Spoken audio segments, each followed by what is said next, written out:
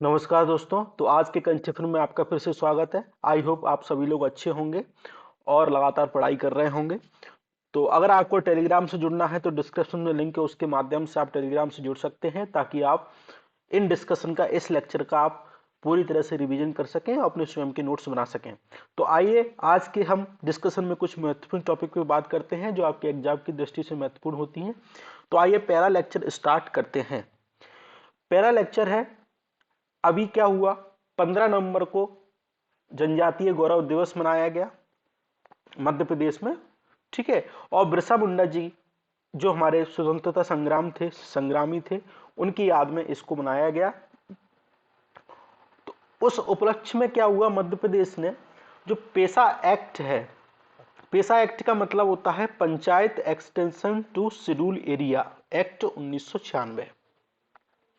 अब इसमें क्या हुआ था, अभी तक जो 1992-93 में पंचायत अधिनियम आया, 92 में आया, 73वें संविधान संशोधन के तहत आया, उसमें पंचायतों को अपना गवर्न करने का अधिकार दिया गया। लेकिन दिक्कत ये आ रही थी कि हम जो हमारे शेड्यूल एरिया हैं, जो हमारे ट्राइबल एरिया हैं, वहां पे कैसे गवर्न किया जाए, क्योंकि वहां पे उनकी अपनी संस्कृति होती है, अपना समुदाय रहता है, अपना कल्चर रहता है और उन्हें अपने रूल्स रहते हैं। और अगर हम वहां पे ज्यादा इंटरफेयर करेंगे तो उनकी संस्कृति प्रभावित हो सकती है, निगेटिव रूप से वहां पे इम्पैक्ट देखने को मिल सकता है और वो पंचायत में ज्यादा बिलीव करते हैं। तो उसके लिए एक प्रावधान किया गया कि हम पंचायत को एक्सटेंड कर रहे हैं उन एरिया पे जहां पे हमको शेड्यूल एरिया देखने को मिल रहा है जो 5वीं अनुसूची से संबंधित है। तो वर्तमान में हमारे यहाँ जो आंध्र प्रदेश है, छत्तीसगढ़ है, गुजरात है, हिमाचल प्रदेश है, झारखंड है, मध्य प्रदेश है, महाराष्ट्र है, उड़ीसा है, राजस्थान, तेलंगाना, ये 5th शेड्यूल एरिया में आते हैं और इनको अपनी संस्कृति के आधार पर गवर्न करने का राइट दिया जा सकता है ताकि अपनी संस्कृति को ये संरक्षण कर सकें, अपने अधिकारों का उपयोग अपने विकास में वे किसी तरीके से इसका उपयोग कर सकें। लेकिन दिक्कत यह है कि 10 राज्यों ने, अभी तक केवल 8 राज्यों ने इसको नोटिफाई किया है, मतलब इसको इंप्लीमेंट करने की दिशा में काम किया है। उसमें से 2 राज्य ऐसे हैं जिन्होंने इसको नोटिफाई नहीं किया है, उसमें आपको झारखंड, ओडिशा देखने को मिलेंगे। ठीक है, इसको आप याद रखिएगा, आपसे एग्जाम में यहां से प्रश्न पूछा जा सकता है। और ये एक्ट मिनिस्ट्री ऑफ पंचायती राज के तहत काम करता है। ये आपसे प्रश्न पूछा गया था, सिंपल सा प्रश्न था कि पेसा एक्ट किस मंत्रालय के अधीन काम करता है। तो इसमें आंसर था, ऑप्शन थे, एक मिनिस्ट्री ऑफ पंचायती राज, एक ऑप्शन था आपको मिनिस्ट्री ऑफ ट्राइबल अफेयर। तो अधिकांश लोगों ने, ट्राइबल की बात हो रही थी तो इसमें ट्राइबल अफेयर को टिक किया, तो वो पूर्णतः गलत था। तो इसलिए इसका आंसर सही है मिनिस्ट्री ऑफ पंचायती राज, क्योंकि इसका मेन उद्देश्य क्या है, क्योंकि पंचायत को हम एक्सटेंड कर रहे हैं शेड्यूल ट्राइबल एरिया में। बस अंतर यह है कि उनकी संस्कृति का संरक्षण हो, उनको राइट मिलेगा। और इस एक्ट के तहत राज्यपाल को ये स्पेशल अधिकार दिए जाते हैं कि आप, या ग्राम सभा को ये अधिकार दिए जाते हैं कि यहाँ पे कोई भी अगर रूल्स आता है, गवर्नमेंट का कोई भी अगर लॉ आता है, तो वहां पे वो ग्राम सभा को अधिकार दिए जाते हैं कि उसको इंप्लीमेंट करेगी या नहीं करेगी। कहीं ऐसा रूल तो नहीं है जो जनजातीय समुदायों को क्या कर रहा हो, निगेटिव रूप से इम्पैक्ट डाल रहा हो उनके ऊपर, उनकी संस्कृति को प्रभावित कर रहा हो। तो इसलिए हमें इसमें देखने की आवश्यकता है। अब इनका मेन उद्देश्य क्या रहता है, कि मेन उद्देश्य रहता है कि सबसे पहले हमने क्या किया, जो हमारा शेड्यूल एरिया है, जो भी हमारा पंचायत है, उसको पार्ट 9 को, पार्ट 9 मतलब इसमें पंचायती राज है, इसको हमने एक्सटेंड कर दिया कहाँ पे, विथ मॉडिफिकेशन के साथ उनको स्वायत्तता दी, उनको ऑटोनॉमी दी कि आप अपने अनुसार वहाँ पे शासन करिएगा। वहाँ पे ऐसा कोई रूल अप्लाई नहीं होगा जो आपके अधिकारों का हनन करता हो। तो इसलिए इसको यहाँ पे विथ मॉडिफिकेशन के साथ इसको एक्सटेंड किया गया। इसमें क्या होता है, एडमिनिस्ट्रेशन किया जाता है, लेकिन जो उनके ट्रेडिशनल हैं, जो उनके कल्चर हैं, उनको ध्यान में रखकर यहाँ पे एडमिशन किया जाता है। ये इसके की ऑब्जेक्टिव है। और अदर की ऑब्जेक्टिव है कि उनके ट्रेडिशनल कस्टम को इनमें सेफगार्ड इसमें उपलब्ध करवाया गया है। स्वयं का शासन उन पे करने का प्रयास किया जाता है। और पंचायत हाई लेवल से अगर हम वहाँ पे पावर देंगे, ऊपर से उनके ऊपर शासन करेंगे, तो उनको अपने अधिकारों के संबंध में हीन भावना आएगी। तो उसको अधिकारों को सुरक्षित करने के लिए इसको लाया गया, ताकि पंचायती राज्य में जो जनजाति समुदाय है वो अपने अधिकारों को सुरक्षित रूप से महसूस कर सके। ठीक है, उन्हें भी आभास हो कि हम लोकतंत्र में रह रहे हैं, उसके साथ हम अपने राइटों का उपयोग कर रहे हैं। तो ये सारी बातें हमने पढ़ी। तो ये भी इसी में वही बात लिखी है जो हमने यहाँ पे पढ़ा। अब हमारे लिए महत्वपूर्ण है कि इसके सिग्निफिकेंस क्या है। अगर आपने इसके बारे में पढ़ लिया तो आपको सिग्निफिकेंस आपको इजीली पता चल जाएंगे। तो इसमें ग्राम सभा को एक बहुत महत्वपूर्ण रोल है। इसमें ग्राम सभा बात करती है जन जंगल जमीन की, कि उनके जल जंगल जमीन के जो भी अधिकार हैं वो प्रभावित ना हो। उनका जीवन यहाँ पर माइनर फॉरेस्ट प्रोडक्ट पे चलता है, तो वो लगातार उनको मिलता रहे, उनका जीवन यापन प्रभावित ना हो। ह्यूमन रिसोर्स उनका प्रभावित ना हो। मैनेजिंग लोकल मार्केट ग्राम सभा कर सकती है। प्रिवेंटिंग जो लैंड एलिनेशन हमको देखने को मिलता है, उसमें भी वो प्रिवेंट कर सकती है। ठीक है, सेफगार्ड ट्राइबल कल्चर को मिले हुए हैं, उनको राइट को सेफगार्ड मिला हुआ है। ट्राइबल पीपुल की जो भी अगर शिकायत है उसको रिड्यूस करने का प्रयास किया है। और इसके माध्यम से क्या होता है, सरकार और ट्राइबल के मध्य हमको एक ट्रस्ट विश्वास बढ़ता है, और लोकतंत्र में इसमें हमें क्या होती है, विविधता मिलती है। इसी के द्वारा हम क्या होते हैं, विविधता में एकता का जो हमारा सपना है, जो हमारे भारत देश की संस्कृति है, उसको हम कर पाते हैं। ठीक है, लेकिन इसके साथ साथ इशू ये है कि पार्शियली यहाँ पे इम्प्लीमेंटेशन हमको देखने को मिलता है। इशू जैसे आप देख पा रहे हैं, उड़ीसा झारखंड ने इसका अभी तक इम्प्लीमेंटेशन इसको नोटिफाई नहीं किया है। एडमिनिस्ट्रेशन हमसे हर्डल देखने को मिलते हैं, जो ऊपर से इसमें से जो अधिकारी वर्ग रहते हैं, ब्यूरोक्रेट रहते हैं, उनको यहाँ पे एक्सपोर्ट किया जाता है। एक्सपोर्ट करने का मतलब पैराशूट से यहाँ लाया जाता है। तो उनको जो लोकल जनजातीय लोग हैं उनकी भाषा उनको समझ में नहीं आती, तो कम्युनिकेशन नहीं कर पाते। अगर कम्युनिकेशन नहीं कर पाएंगे तो उनकी समस्याओं का निदान कैसे होगा, तो ये भी एक समस्या है। दूसरी बात, इसमें सोशल ऑडिट से संबंधित समस्या देखने को मिलती है।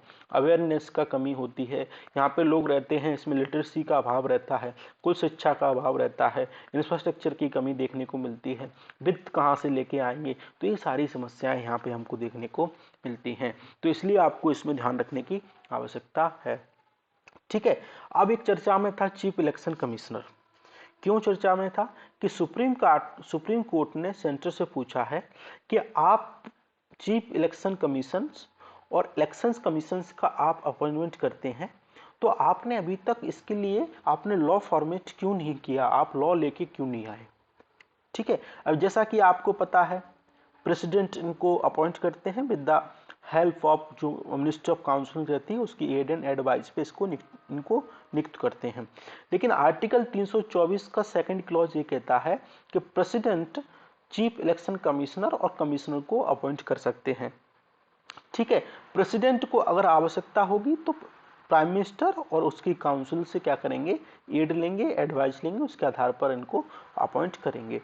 इशू क्या रहते हैं, अगर सरकार इसकी कमेटी के माध्यम से अपॉइंटमेंट नहीं करती है, एग्जीक्यूटिव के द्वारा इसका अपॉइंटमेंट किया जाता है, तो बहुत सारे इशू हमको देखने को मिलते हैं। जैसे विपक्ष के द्वारा आरोप लगाए जाते हैं कि इलेक्शन कमीशन सरकार के कहने पे काम करता है। कई बार आरोप लगते हैं, कई बार हमको संदेह भी होता है, जनता को भी संदेह होता है। तो लोकतंत्र में जनता का विश्वास है वो बना रहना चाहिए। अगर विश्वास टूटता है तो लोकतंत्र टूटता है, इस बात को आप ध्यान रखेंगे। तो विश्वास हमारे लिए महत्वपूर्ण है। विश्वास को जब तक हम बनाएंगे तब तक लोगों का और सरकार का अधिकार संरक्षित रहेंगे और लोकतंत्र हमेशा प्रगतिशील बना रहेगा। लेकिन विश्वास के अगर नहीं होगा तो संदेह पैदा होगा। तो इसीलिए सुप्रीम कोर्ट ने कहा कि आप इनको नियुक्त करते हो तो आप इनके लिए लॉ लेके अभी तक क्यों नहीं आए। तो इनको अगर एग्जीक्यूटिव के द्वारा इनको नियुक्त किया जाता है तो इसमें सबसे बड़ा मुद्दा ये आता है कि हो सकता है कि सरकार के कहने पे कार्य करें। ठीक है, ऐसा लोगों को लगेगा क्योंकि सरकार ने नियुक्त किया है। तो ऐसा लोगों को लगेगा कि सरकार के कहने पे काम करते हैं, विपक्ष और लोगों की बातें नहीं सुनते हैं, नोटिस केवल विपक्ष वालों को देते हैं, सरकार को नहीं देते हैं। तो ये समस्या हमको देखने को मिलती है। लॉयल्टी विथ सरकार के तहत मिलती है, इसलिए समस्या हमको देखने को मिलती है। दूसरा, इनके लिए कोई क्वालिफिकेशन नहीं है। आप इनके लिए क्वालिफिकेशन लेके आओ। कोई स्पेशली क्वालिफिकेशन नहीं है जिसमें लीगल की बात हो, एजुकेशनल की बात हो, एडमिनिस्ट्रेशन की बात हो। ठीक है।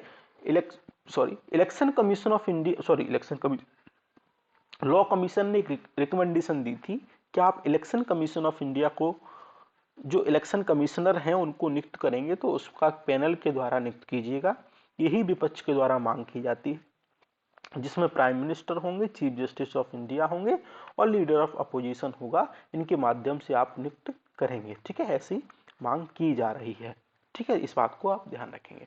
अब हम कुछ इलेक्शन कमीशन ऑफ इंडिया के बारे में पढ़ लेते हैं। यहाँ से प्रश्न आए दिन बनते रहते हैं, तो आपके लिए महत्वपूर्ण है।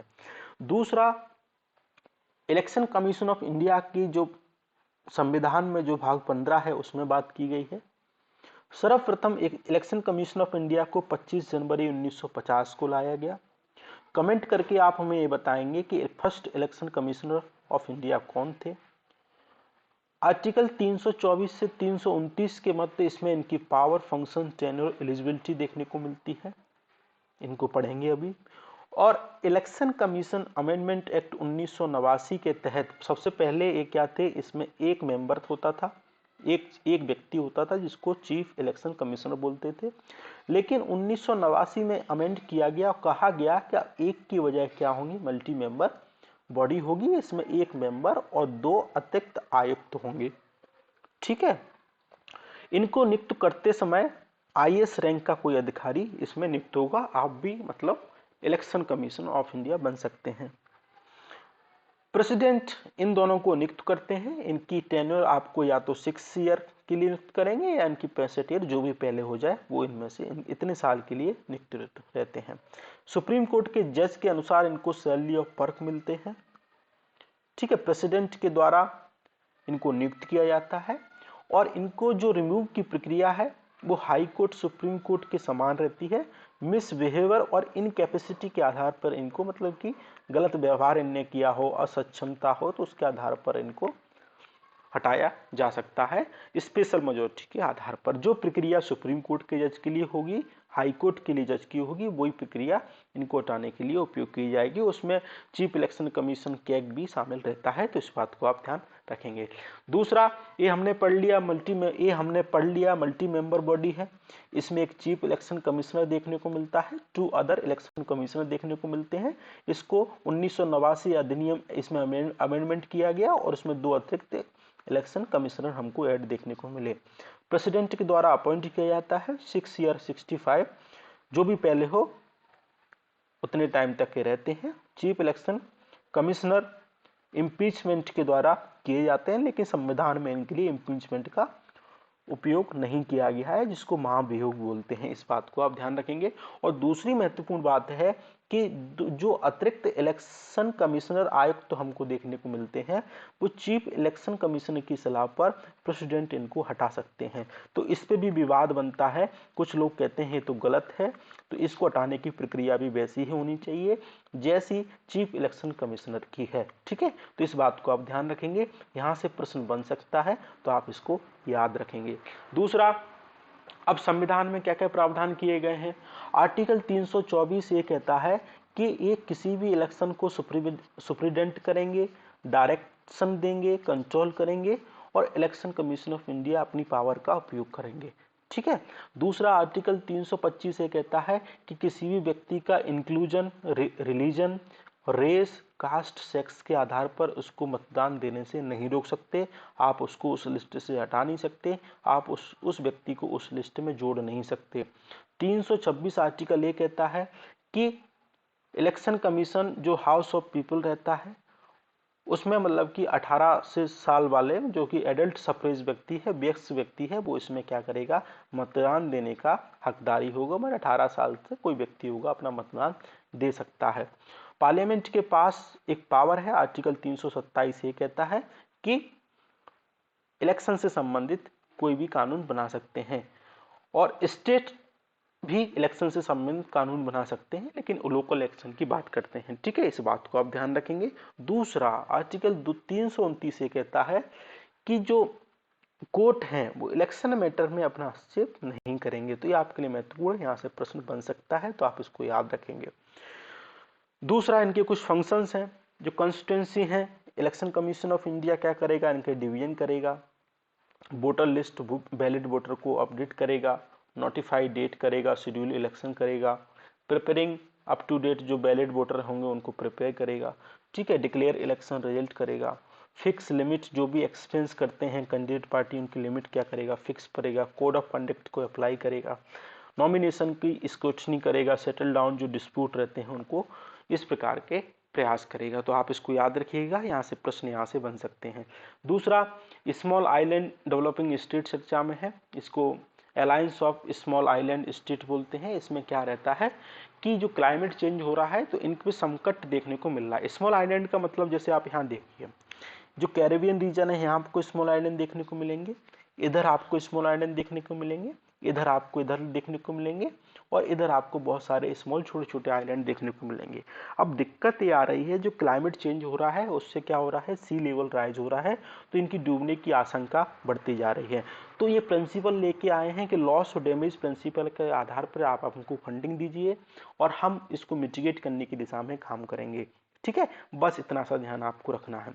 दूसरा, सिट्स मतलब ये हमने पढ़ा, ये 58 आइसलैंड जो आइलैंड है उनका डिस्टिंक्ट ग्रुप है, और इसमें इनकी face unique social economic environment जो वल्नरेबिलिटी है उसको टैकल करने का प्रयास किया जाता है। और ये आइलैंड हमको Caribbean, Pacific, Atlantic, Indian ocean, South China sea में हमको देखने को मिले हैं, जैसे हमने यहाँ पे देखा। ठीक है, इस बात को आप देखेंगे। दूसरा एक प्रोग्राम है Barbados programme of action, Mauritius strategy और सेमेवा पाथवे, इस स्मॉल आइलैंड के विकास पर आधारित है। इंटर गवर्नमेंटल कुछ ऑर्गेनाइजेशन है, कैरिबियन कम्युनिटी, और एक पैसिफिक आइसलैंड फोरम, एक इंडियन ओशन कमीशन। ठीक है, ये भी स्मॉल आइलैंड से संबंधित है, उनके विकास से संबंधित काम करते हैं। ये कमीशन आपको याद रखना है, इंडियन ओशन कमीशन। इसमें क्या है, भारत इसका एसोसिएट मेंबर बना है। ठीक है, इस बात को आप ध्यान रखेंगे, अभी हाल ही फिलहाल में बना है, इसको आपके मेंबर याद करके रखना है। कमेंट करके आप हमें ये बताइए कि इंडियन ओशन कमीशन में कौन कौन मेंबर है। ठीक है, इसका मेन उद्देश्य क्या है, ये महत्वपूर्ण है, यहाँ से प्रश्न बन सकता है। ठीक है, दूसरा, national investment and infrastructure fund चर्चा में है, इसकी अभी 5th मीटिंग हमको देखने को मिली गवर्निंग काउंसिल की, और इसको चेयर किया जाता है मिनिस्ट्री ऑफ फाइनेंस के द्वारा। इसका मेन उद्देश्य रहता है, जो भी अगर फॉरेन इन्वेस्टर हमारे यहाँ इन्वेस्ट करते हैं, जो भी ग्रीन फील्ड और ब्राउन फील्ड से संबंधित प्रोजेक्ट होंगे। ग्रीन फील्ड का मतलब है कोई नया प्रोजेक्ट हमारे यहाँ लाना चाह रहा है, ब्राउन फील्ड का मतलब है कोई पुराना प्रोजेक्ट है उसको इम्प्रूवमेंट करना चाह रहा है। ठीक है, इन दोनों प्रोजेक्ट में ये इन्वेस्टमेंट करने का प्रयास करते हैं, इस बात को ध्यान रखेंगे।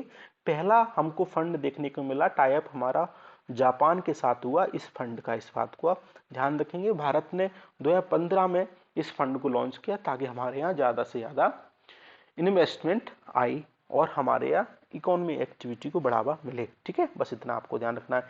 इसकी कैपेसिटी है आपको 40,000 करोड़ के आसपास हमको देखने को मिलेगी। ठीक है, बस इतना ध्यान रखेंगे।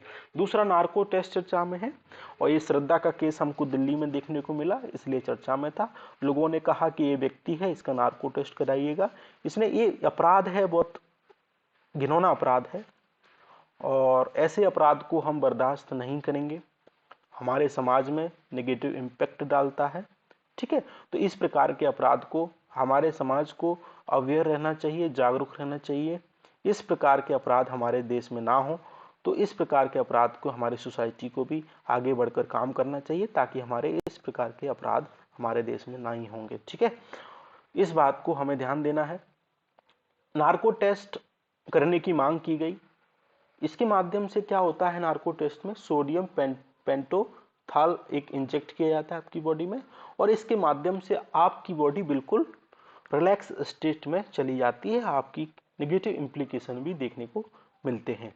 ठीक है, और उसके माध्यम से आपके अंदर जो भी मतलब बयान है, जो भी आपने काम किया है उसको मॉनिटर करके उसको रिकॉर्ड करने का प्रयास किया जाता है। लेकिन सुप्रीम दिक्कत ये है, सुप्रीम कोर्ट ने Selvi versus state of Karnataka case में कहा कि जो नार्को एनालिसिस आप करेंगे या फिर पॉलीग्राफ ब्रेन मैपिंग टेस्ट होगा, उनको आप फोर्सफुली नहीं कर सकते। आप उनको तभी करेंगे जब उस इंडिविजुअल की कंसेंट होगी, और इनको हम एविडेंस के तौर पे भी नहीं मानेंगे, क्योंकि इसमें व्यक्ति जवाब देने की स्थिति में नहीं रहता है। आप उसके फोर्सफुली उससे जवाब निकलवाना चाह रहे हैं, जो कि आर्टिकल 20 के तहत गलत है। ठीक है, इसलिए चर्चा में था तो हमने इसको पढ़ लिया। इस बात को आप ध्यान रखेंगे। ठीक, दूसरा, उड्डा देवी चर्चा में है, फ्रीडम फाइटर रही हैं। ये मेनली उत्तर प्रदेश में और सिकंदर बाग जो लखनऊ में देखने को मिलता है वहां से संबंधित है। इनका जन्म उजीराव लखनऊ में हुआ, फ्रीडम फाइटर थी। बेगम हजरत महल जो अवध में है उनके माध्यम से इनने इनको ज्वाइन किया और 1857 की क्रांति में इनने भाग लिया। ठीक है, वाजी अली शाह जो 6th नवाब थे अवध के, उसके उनके साथ इन्होंने काम किया, फ्रीडम फाइटर के रूप में काम किया। तो इनको आप ध्यान रखेंगे, उडा देवी हैं। ठीक है, हमने पढ़ा ही कि लखनऊ में इनका जन्म हुआ और 1857 के जो युद्ध हुआ था, जो भी स्वतंत्रता संग्राम हुआ था, उसमें इनने 6 नवाब थे वाजिद अली शाह, उनके साथ इन्होंने लड़ाई लड़ी अंग्रेजों के खिलाफ। ठीक है, इस बात को आप ध्यान रखेंगे, यहाँ से प्रश्न बन सकता है। दूसरा, कबीरदास जी चर्चा में है। 15वीं सेंचुरी के कवि थे, भक्ति मूवमेंट के संत थे, पोएट थे, सोशल रिफॉर्मर थे और निर्गुण परंपरा से संबंधित थे। इनने कहा था कि व्यक्ति का कोई साकार हो ही नहीं सकता, बिल्कुल निर्गुण है। और ये इनके गुरु थे रामानंद, और इनकी जो वर्सेस हैं हमको गुरु ग्रंथ साहिब में देखने को मिलेंगी। इनकी जो फॉलो करते हैं उनको कबीरपंथी बोलते हैं। इनके कुछ पब्लिकेशंस हैं, वर्क हैं, जिसको कबीर बीजक बोलते हैं, कबीर प्रचाई बोलते हैं, कबीर ग्रंथ बोलते हैं, कबीर ग्रंथा बलिदेव बोलते हैं। तो इनको आप याद रखिएगा, यहाँ से प्रश्न बन सकता है। ठीक है, दूसरा, चाइना +1 स्ट्रेटजी चर्चा में है। चाइना +1 स्ट्रेटजी का मतलब है, इसको कॉइन, इस शब्द को 2013 में लॉन्च किया गया। इसका मतलब ये था कि जो भी कंपनियां चाइना में इन्वेस्ट कर रही हैं वो केवल चाइना में ना करें, भारत भी और उसके अल्टरनेटिव जो देश हैं वहां पे इन्वेस्ट करनी चाहिए। तो इसको बोलते हैं चाइना 1+ स्ट्रेटजी। क्यों करनी चाहिए? क्योंकि भारत में इलेक्ट्रॉनिक जो सेमीकंडक्टर का जो प्रोडक्ट है उसमें काफी संभावनाएं हैं, तो हमको देखने को मिल सकती है, और इसलिए भारत सरकार ने इंडिया सेमीकंडक्टर मिशन भी लॉन्च किया है। ठीक है, तो इस बात को आप ध्यान रखेंगे, यहाँ से प्रश्न आपके लिए बन सकता है। दूसरा, हाइड्रोजन वैली बनाना चाहते हैं। क्यों? क्लीन हाइड्रोजन मिशन, जो मिशन ऑफ इनोवेशन है, इसको पढ़ेंगे। इसके माध्यम से 2030 तक बनाना चाहते हैं। इसका मतलब, हाइड्रोजन वैली का मतलब है कि हाइड्रोजन से संबंधित जो हाइड्रोजन फ्यूल है उसके माध्यम से जितना भी रिसर्च वर्क है, जितना भी प्रोडक्शन वर्क है, वहाँ पे इसी वैली में करेंगे, ताकि हमारी जो एनर्जी सिक्योरिटी है, हमारी जो अरब कंट्री पे निर्भरता है वो कम हो, क्लाइमेट चेंज की दिशा में अपनी सहभागिता सुनिश्चित कर पाए। ठीक है, मिशन इनोवेशन क्या है? 23 कंट्री के माध्यम से इसको पार्टिसिपेट किया गया। इसके अलावा इसमें यूरोपियन यूनियन है। इसका मेन उद्देश्य रहता है कि जो क्लीन एनर्जी है उसको बढ़ावा मिल सके, अफोर्डेबल हो, अट्रैक्टिव हो और एक्सेसिबल हो। ठीक है, और इसको पेरिस समिट में लॉन्च किया गया COP21 में 2015 में। जैसे हमने यहाँ देखा, ये मिशन इनोवेशन के बारे में बात कर रहे हैं। ये क्या है? 24 इसमें मेंबर देखने को मिलते हैं, 23 कंट्री हैं, उसके साथ साथ आपको यूए भी देखने को मिलेगा। इसका उद्देश्य है कि सस्टेनेबल एनर्जी होनी चाहिए जो क्लाइमेट की दिशा में, चेंज की दिशा में महत्वपूर्ण काम कर सके, उसको टैकल करने की दिशा में काम कर सके। ठीक है, जैसे हाइड्रोजन एनर्जी हो गई, सोलर एनर्जी हो गई, ठीक है, विंड एनर्जी होगी, तो सारी इनमें बात करते हैं। ठीक है, COP21 में इसको लॉन्च किया गया जो कि पेरिस में हुई थी। तो इस बात को आप ध्यान रखेंगे, यहाँ से प्रश्न पूछा जा सकता है। ठीक, दूसरी, प्रधानमंत्री गरीब कल्याण योजना चर्चा में है।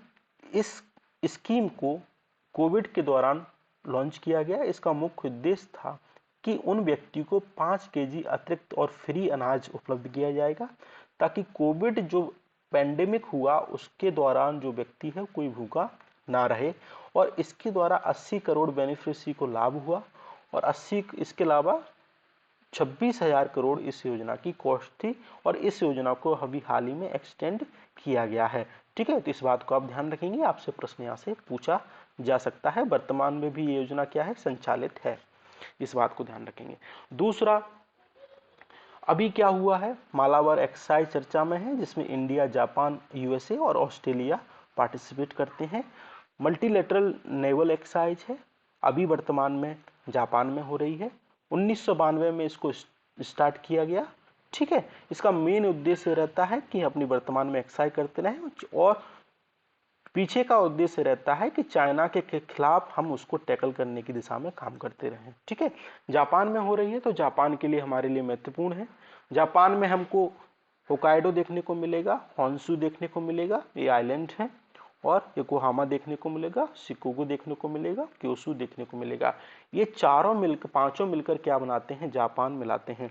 योकोहामा में आपको टोक्यो देखने को मिलेगा, इस इधर आपको सी ऑफ जापान बोलते हैं, इधर आपको नॉर्थ पैसिफिक सी बोलते हैं। एक आइलैंड चर्चा में रहता है, यहाँ से प्रश्न अक्सर पूछे जाते हैं, तो अगर हम जापान को पढ़ रहे हैं तो उस आइलैंड को हमको पढ़ना चाहिए। और इस बार के प्रीलिम्स में यहाँ से प्रश्न पूछा गया है, जिसको बोलते हैं सेनकाकू आइलैंड। सेनकाकू आइलैंड क्या है, जापान और चाइना के मध्य विवादित आइलैंड है। इसके माध्यम से यही प्रश्न पूछा गया था कि सेनकाकू आइलैंड किसके मध्य विवादित है, तो जापान और चाइना के मध्य। ठीक है, इधर आपको देखने को मिलेगा ताइवान इधर है, संघाई इधर है, तो इस बात को आप ध्यान रखेंगे। हांगकांग इधर है, तो यहाँ से प्रश्न पूछा जा सकता है लोकेशन से संबंधित, और जापान की लोकेशन से संबंधित प्रश्न पूछा जा सकता है, तो इस बात को आप ध्यान रखेंगे। ठीक है, अब एक न्यूज और है, जो साइट का सम्मेलन है, अभी हमें वर्तमान में 14 नवंबर से स्टार्ट चल रहा है, 25 नवंबर तक चलेगा। पनामा में हमको देखने को मिलेगा, साइट का सम्मेलन यहाँ पे चल रहा है।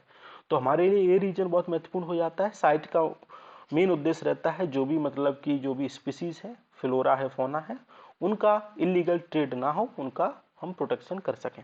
अब हमारे लिए महत्वपूर्ण है कि हम क्या करें, इन मैप को देख लें कि बहुत महत्वपूर्ण है। इधर आपको ब्लिच देखने को मिलेगा, ये ग्वाटेमाला देखने को मिलेगा, इधर आपको अल सल्वाडोर देखने को मिलेगा, इधर होंडुरास देखने को मिलेगा, निकारागुआ देखने को मिलेगा, कोस्टा देखने को मिलेगा, और एक पनामा देखने को मिलेगा। एक बात ध्यान रखेंगे, कोस्टा की सीमा इधर पैसिफिक ओशियन से भी लगती है, इधर कैरेबियन सी से भी लगती है। इधर आपको ब्लिच की सीमा सिर्फ कैरेबियन सी से लगेगी, इधर आपको अल सल्वाडोर की सीमा केवल इधर देखने को मिलेगी, पैसिफिक ओशियन में। ठीक है, इस बात को ध्यान रखेंगे, यहाँ से प्रश्न बन सकता है। अच्छा, साइट को हमने क्या किया था, कल पढ़ा था, और आज हम थोड़ा सा रिवीजन भी कर लेते हैं। इसमें हमको 3 अपेंडिक्स देखने को मिलती है, अपेंडिक्स 1, अपेंडिक्स 2, अपेंडिक्स 3। इनके माध्यम से हम क्या करते हैं, इन स्पीसीज को, फ्लोरा फौना को रेगुलेट करने का प्रयास करते हैं, ताकि कोई इलीगल ट्रेड ना हो और उनका हम संरक्षण कर पाएं। भारत भी इसका सदस्य है और ये लीगली बाइंडिंग है, इसके माध्यम से आप ध्यान रखेंगे। ठीक है, आगे नहीं चलते हैं, क्योंकि आज के डिस्कशन में इतना ही था। आई होप आपको डिस्कशन पसंद आया होगा, और आप लगातार इस डिस्कशन को सुनते रहिए, लाइक शेयर करते रहिए। Thank you very much.